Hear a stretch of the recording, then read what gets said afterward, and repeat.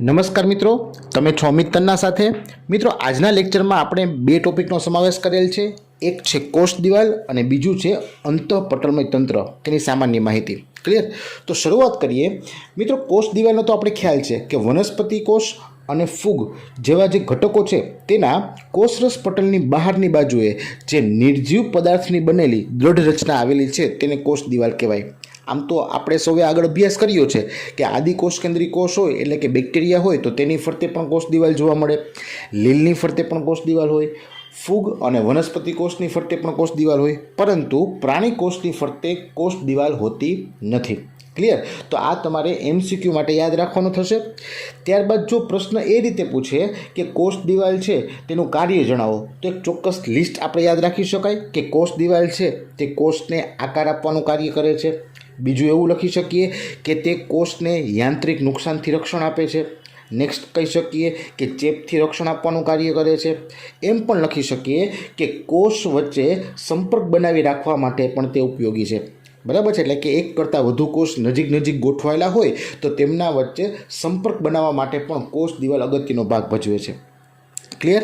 આથી કાર્યની વાત કરીએ તેના રાસાયણિક બંધારણની, તો સૌપ્રથમ લીલની જે કોષ દિવાલ છે તે સેલ્યુલોઝ, ગેલેક્ટન્સ, મેનોઝ અને કેલ્શિયમ કાર્બોનેટ જેવા ખનિજની બનેલી હોય છે।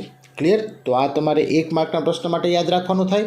ત્યારબાદ જો ફૂગની કોષ દિવાલ વિશે માહિતી પૂછે તો યાદ રાખવાનું કે જે ફૂગની કોષ દિવાલ છે તે ફંગસ સેલ્યુલોઝ એટલે કે કાઇટિનની બનેલી હોય છે। ક્લિયર? તો આ પણ યાદ રાખજો। નેક્સ્ટ વાત કરીએ વનસ્પતિના કોષ દિવાલની, તો મિત્રો વનસ્પતિમાં જે કોષ દિવાલ છે તે સેલ્યુલોઝ, હેમિસેલ્યુલોઝ, પેક્ટિન અને પ્રોટીનથી બનેલી હોય છે। ક્લિયર? આગળ વાત કરીએ તો મિત્રો વનસ્પતિમાં જ્યારે તરુણ કોષ હોય એટલે કે જે હજી નવો જ બનેલો કોષ છે તેમાં પ્રાથમિક કોષ દિવાલ જોવા મળે છે, જેમાં વૃદ્ધિની ક્ષમતા હોય છે। આવા કોષો જ્યારે વૃદ્ધિ પામી અને પરિપક્વતાની કક્ષાએ પહોંચે છે ત્યારે આ પ્રાથમિક કોષ દિવાલ ધીમે ધીમે ક્ષય પામે છે અને તેની સાથે કોષની અંદરની બાજુએ દ્વિતીય કોષ દિવાલનું નિર્માણ થાય છે। એનો મતલબ કે જ્યારે વનસ્પતિનો કોષ બને છે તરુણ અવસ્થામાં હોય છે ત્યારે તેમાં રહેલી કોષ દિવાલ પ્રાથમિક કક્ષાની હોય, પરંતુ પરિપક્વતાની સાથે તેમાં દ્વિતીય કોષ દિવાલનું નિર્માણ થાય છે અને જે વનસ્પતિના જે પ્રકારનો ભાગ છે તેને કઠિનતા બક્ષે છે। બરાબર છે? આગળ વાત કરીએ મધ્યપટલની, તો મિત્રો મધ્યપટલ મુખ્યત્વે કેલ્શિયમ પેક્ટેટનું બનેલું હોય છે। આ મોસ્ટ MCQ છે, યાદ રાખી લેજો। જે આજુબાજુના કોષોને એકબીજાના સંપર્કમાં રાખે છે તેમજ તેને જકડી રાખે છે। મિત્રો આ બહુ અગત્યનું છે। જ્યારે બે કોષો નજીક ગોઠવાયેલા હોય છે ત્યારે કોષ દિવાલ અને મધ્યપટલની આરપાર રહેલા કોષરસ તંતુઓ એટલે કે પ્લાઝ્મોડેસ્માટા તે આજુબાજુના કોષોને જે સંપર્ક બનાવી રાખવા માટે ઉપયોગી નીવડે છે। બરાબર છે? તો આ યાદ રાખવાનું થશે। નેક્સ્ટ વાત કરીએ મિત્રો અંતઃપટલમય તંત્રની, તો મિત્રો બહુ અગત્યનું છે કે અંતઃપટલમય તંત્રમાં કઈ અંગિકાનો સમાવેશ થાય એ ખાસ યાદ રાખવાનું છે અને કઈ અંગિકાઓ તેમાં સમાવિષ્ટ નથી એ પણ તમારે યાદ રાખવું પડશે, જે MCQ માટે ઉપયોગી છે। બરાબર છે? તો શરૂઆત કરીએ। કોષમાંની બધી જ અંગિકાઓ તેઓની રચના અને કાર્યની દ્રષ્ટિએ અલગ હોય, આપણે ખ્યાલ છે। તેમ છતાં તેમાંની ઘણી અંગિકાઓ ભેગી મળીને અંતઃપટલમય તંત્રની રચના કરે। એનો મતલબ એવો થયો કે અંતઃપટલમય તંત્ર એક એવી રચના છે જેમાં 2 થી વધુ અંગિકાઓ સંકળાઈને અથવા કાર્યની દ્રષ્ટિએ એકબીજા સાથે જોડાઈને એક આખું તંત્ર રચે છે। બરાબર?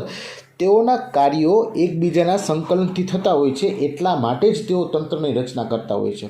બરાબર છે? તો આવી અંગિકાઓ કઈ છે એની વાત કરીએ તો અંતઃપટલમય તંત્રમાં અંતઃકોષરસ ઝાડ, ગોલ્ગી કાય, લાઇસોઝોમ અને રસધાનીઓનો સમાવેશ થાય છે। ક્લિયર? તો આ 4 અંગિકાનો અંતઃપટલમય તંત્રમાં સમાવેશ થાય છે, એ વિકલ્પ માટે યાદ રાખવું। ઘણી વખત એવું પૂછે છે કે કઈ અંગિકાઓ અંતઃપટલમય તંત્રમાં સમાવિષ્ટ નથી, તો તેમાં તમારે યાદ રાખવાનું થશે કણાભસૂત્ર, હરિતકણ અને પેરોક્સિઝોમ્સ। બરાબર છે? તેમને અંતઃપટલમય તંત્રનો ભાગ ગણવામાં આવતો નથી। હવે મિત્રો યાદ રાખવાનું થાય કે જે અંગિકાઓ અંતઃપટલમય તંત્રનો ભાગ છે એ કઈ રીતે એકબીજા સાથે સંકળાયેલ છે, તો ઇમેજમાં આપણે વનસ્પતિ કોષની આકૃતિ જોઈએ જ છીએ। બરાબર છે? તેમાં ખ્યાલ છે આપણને કે જે અંતઃકોષરસ ઝાડ છે એન્ડોપ્લાઝમિક રેટિક્યુલમ છે તે 2 પ્રકારની હોય છે। કણિકામય અને કણિકાવિહીન. કણિકામય છે તે પ્રોટીનનું નિર્માણ કરે છે કારણ કે તેના પર રિબોઝોમ ચોટેલા હોય છે, જ્યારે કણિકાવિહીન છે તે લિપિડનું સંશ્લેષણ કરે છે. તો આ પ્રોટીન અને લિપિડ જે અંતઃકોષરસ જાળમાંથી સંશ્લેષણ પામી અને પુટિકા સ્વરૂપે તેમાંથી છૂટા પડે છે. ત્યારબાદ તેઓ ગોલ્ગી કાયના સંપર્કમાં આવે છે. ગોલ્ગી કાય સાથે તેઓ જોડાય છે અને પોતાના દ્રવ્યો છે તે ગોલ્ગી કાયમાં આપી દે છે.